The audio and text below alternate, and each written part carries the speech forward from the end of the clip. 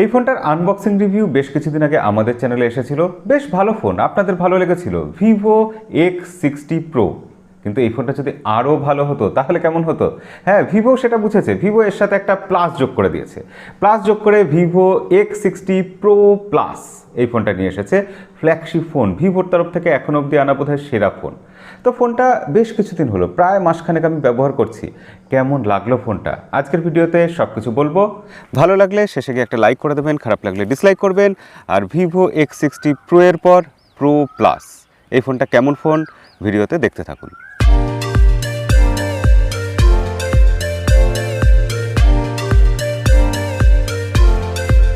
Vivo X60 pro plus এই ফোনটার builder ডিজাইনের কথা শুরুতেই বলবো। এখানে বিল্ডার ডিজাইন দুর্ধর্ষ করা হয়েছে। যেরকম একটা প্রিমিয়াম ফোনের হওয়া উচিত এটাও ঠিক সেরকম। ব্যাক সাইডে রয়েছে একটা লেদার ফিনিশ, অর্থাৎ সত্যিকারের চামড়া নয়, এটা প্লাস্টিক এবং সেই প্লাস্টিকটাই লেদার ফিনিশ, যেটা একটা টেক্সচারের মধ্যে দিয়ে আছে। খুব সুন্দর লাগছে দেখতে, এটা আপনাকে দারুণ একটা ফিলিং দেবে। ফ্রন্টে যে ডিসপ্লেটা রয়েছে সেই ডিসপ্লেটা কার্ভ ডিসপ্লে। একটা প্রিমিয়াম ফোনে কার্ভ ডিসপ্লে এটা খুব আমরা এক্সপেক্ট করতেই পারি, এবং কার্ভ ডিসপ্লে সবসময় যে কোনো ফোনকে দারুণ একটা লুক দিয়ে দেয়, ভাইব দিয়ে দেয়। তো এই ফোনটাতেও সেই ব্যাপারটা আছে। এই ডিসপ্লেটা 6.56 ইঞ্চি 120 হার্টসের অ্যামোলেড ডিসপ্লে। যে অ্যামোলেড ডিসপ্লেটা 1300 নিটস পিক ব্রাইটনেস সাপোর্ট করছে, অর্থাৎ সানলাইটে ডে লাইটে আমরা যখন বাইরে বেরোচ্ছি ইউজ করছি তখন দেখতে কোনো রকম সমস্যা হচ্ছে না।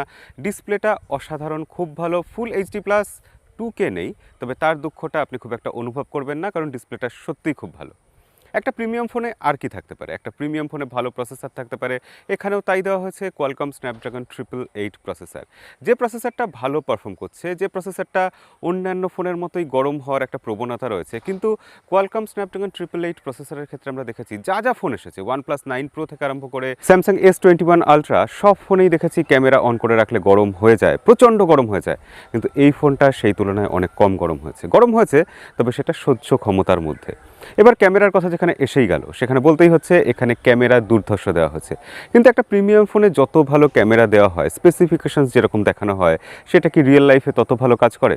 এই ফোনটার ক্যামেরার মধ্যে প্রচুর ফিচার রয়েছে। আপনি যে কোনো বিউটি মোড, যেগুলো আপনি সাধারণত অন্যান্য ফোনে পাবেন না, কোনো ফ্ল্যাগশিপ ফোনে আপনি পাবেন না, যে মুখটা সরু করে দেওয়া হলো, স্কিন টোন ভালো করে দেওয়া হলো, চোখটা বড় করে দেওয়া হলো, এরকম নানা রকম বিউটি মোড। ভিভোর ফোন অতএব সব কিছু আছে।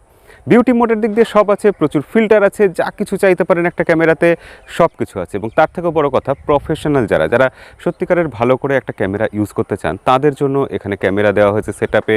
জাইসের সাথে টাই আপ করে দুর্ধর্ষ সেটআপ। জাইস নোকিয়ার সাথে আগে টাই আপ করেছিল, তারা ক্যামেরার জগতে বিখ্যাত নাম। সেই জাইসের সাথে এবার ভিভো টাই আপ করেছে, গিম্বল ক্যামেরা দিয়েছে। এই গিম্বল ক্যামেরা ব্যাপারটা এরকম যে যখন আপনি ক্যামেরা নিয়ে ছুটে যাচ্ছেন তখন ফোনটা নড়ছে, কিন্তু চারপাশের ফ্রেমটাকে অ্যাডজাস্ট করার জন্য এখানে লেন্সটাই নিজে থেকে নড়ে নিজেকে অ্যাডজাস্ট করে নিয়ে পুরো ফুটেজটাকে স্টেবল করে রাখবে। এটাই হচ্ছে গিম্বল ক্যামেরা, যেরকম আমরা গিম্বলে নর্মালি ইউজ করে দেখি। আমরা যখন একটা গিম্বল কিনতে যাই, ফোনের ক্ষেত্রে 10 থেকে 15,000 রুপি, যদি আমরা ডিএসএলআরের গিম্বল কিনি সেটা প্রায় 50,000 রুপি দাম পড়ে যায়।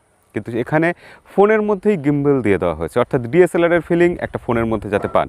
ওপরে যে ক্যামেরাটা রয়েছে সেটা 48 মেগাপিক্সেল গিম্বল ক্যামেরা, তাই জন্য এত বড় সড়ো ক্যামেরা, এত বড় দেখতে লাগছে, মনে হচ্ছে এটাই প্রাইমারি সেন্সার, এবং এটাই ইমেজ বা ভিডিও ফুটেজকে স্টেবিলাইজ করে দিচ্ছে।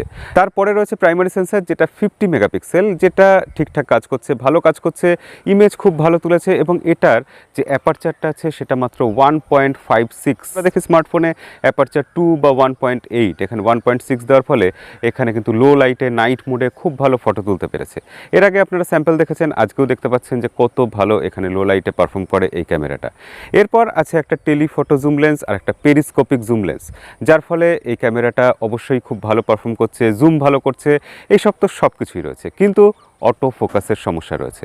যখনই আমরা ভিডিও তুলতে যাচ্ছি, অটো ফোকাসের ক্ষেত্রে কিছু সমস্যা দেখা যাচ্ছে, যেটা সফটওয়্যারের জন্য হচ্ছে।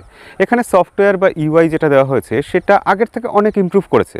ভিভোর ফোনের সফটওয়্যার আমরা জানি বরাবর কেমন হতো, এখন সেটা অনেক বেটার হয়েছে, কিন্তু তবুও উন্নতি করার প্রচুর জায়গা রয়েছে, বাগ রয়েছে প্রচুর।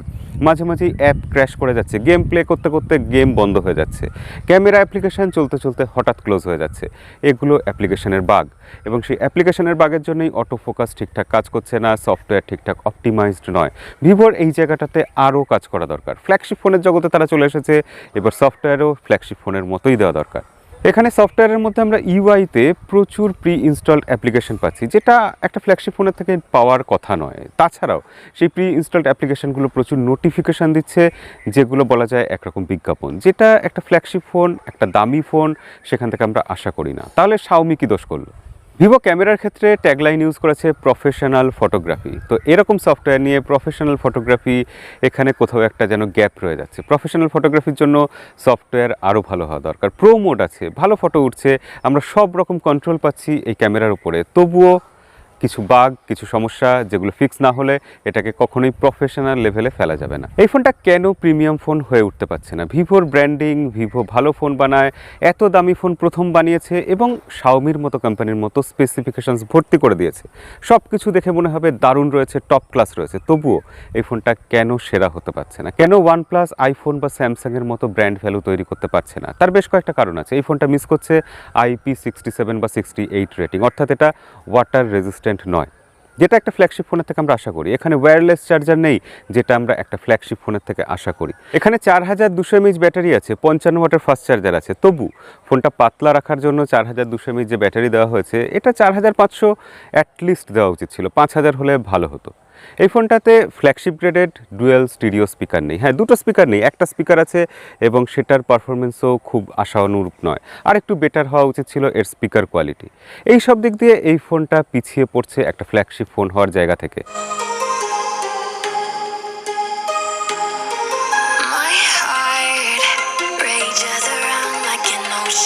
আমরা এখানে সিপিইউ থ্রটলিং টেস্ট করে দেখেছি যে থ্রটল হচ্ছে এবং গরম হচ্ছে।